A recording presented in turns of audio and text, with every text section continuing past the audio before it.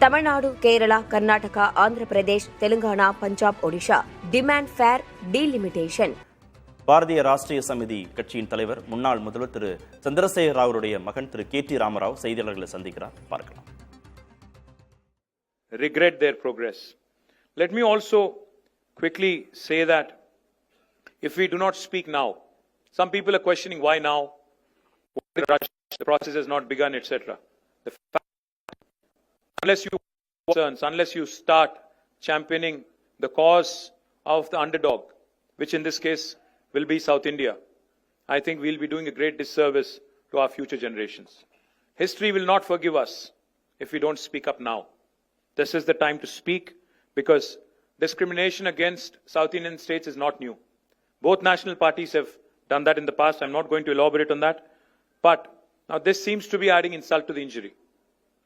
This proposed delimitation based on population seems to be adding insult to the injury. Let me just quickly quote a renowned jurist who said, "A true federation does not allow any region to dominate another, nor does it permit the dilution of democratic representation based on transient factors."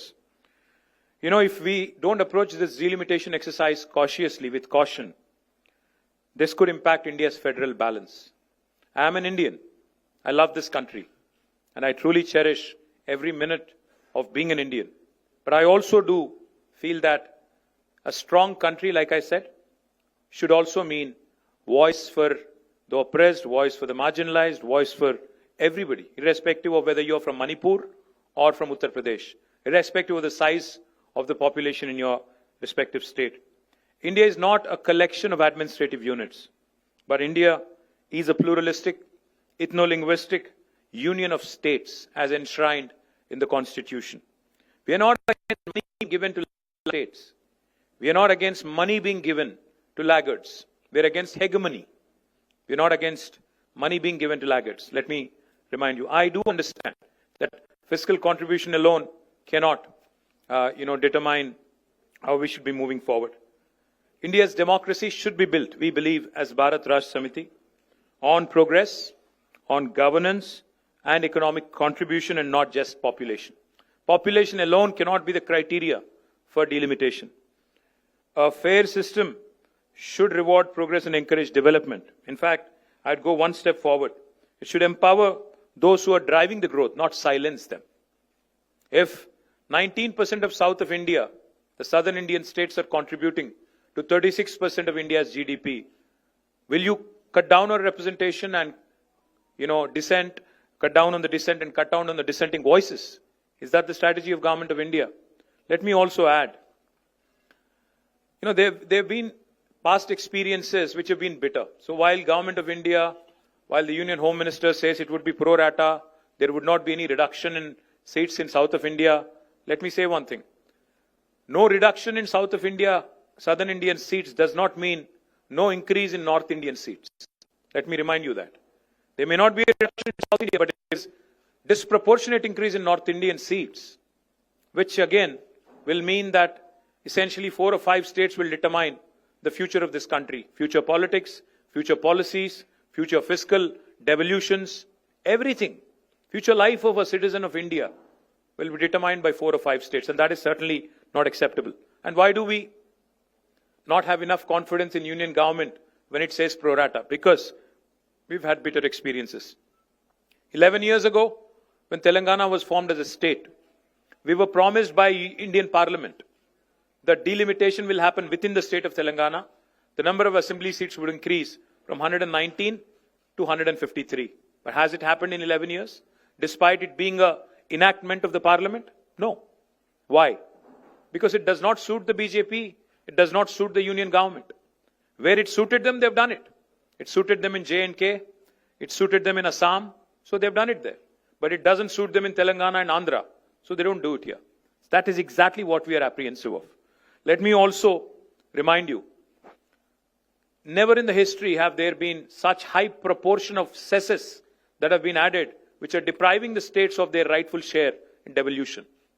States are, I've heard in that room from one of the chief ministers, I think it is Kerala chief minister, who said, federalism is not a gift. It is our right as a state. India is a federal republic.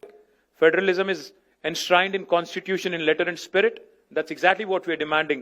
We are demanding our rights. So what are we proposing as Bharat Rashtra Samiti? What did we propose in the meeting? We proposed 2-3 things.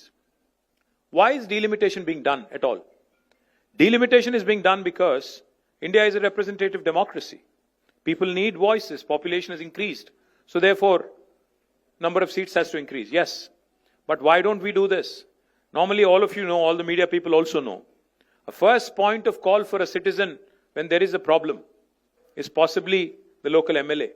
If not the local corporator or local sarpanch, it could be the local assembly constituency representative.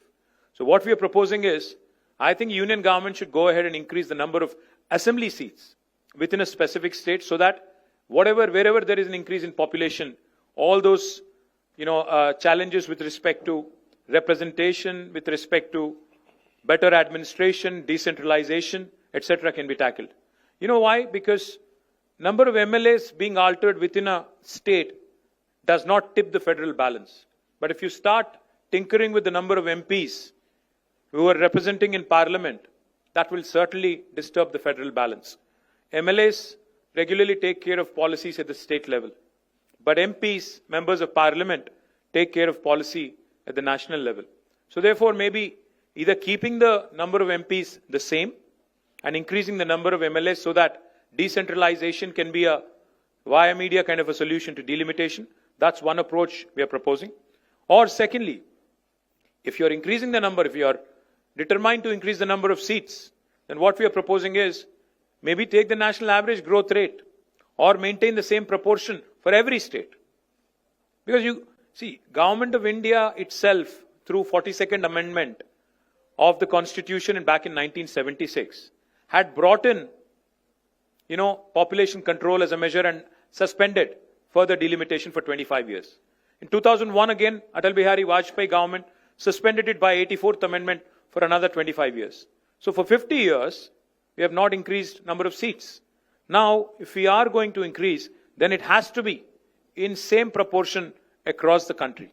It cannot be impacting those states that have done economically, educationally, progressively, adversely. And we would also like to propose, this could sound a bit radical. Population alone cannot be the criteria. What if we start asking, 19% of South India contributes to 36% of GDP. So can the South have 36% representation in Parliament? That could be a radical solution. Why population alone should be the criterion for delimitation? Why not fiscal contribution? Why not development? Why not progress? So we are certainly keen to see what the Government of India would eventually say, but all in all I would say is, once again, before I sum up, India has just completed 75 years of existence. Our national leadership should ideally strive to heal old wounds, not create new ones, not unnecessarily create ruptures in this Indian polity, which is already very diverse, very heterogeneous. As a renowned scholar and statesman once said, the federal structure of India must ensure that no state, however small or large, feels neglected in governments. You could be Manipur, you could be Uttar Pradesh. You should not feel neglected or you should not feel left out. That's exactly what we are demanding. And once again, I'd like to repeat, if India truly has to become a superpower by 2047, the order of the day is cooperative federalism, not coercive federalism. Jai Telangana, Jai Hind. Thank you. నేనేం చెప్పాను అంటే భారతదేశంలో 1976లో ఆనాటి అప్పటి ప్రభుత్వం 42వ రాజ్యాంగ అధికరణం ద్వారా సవరణ ద్వారా వారు ఆనాడు నంబర్ ఆఫ్ సీట్స్ మీద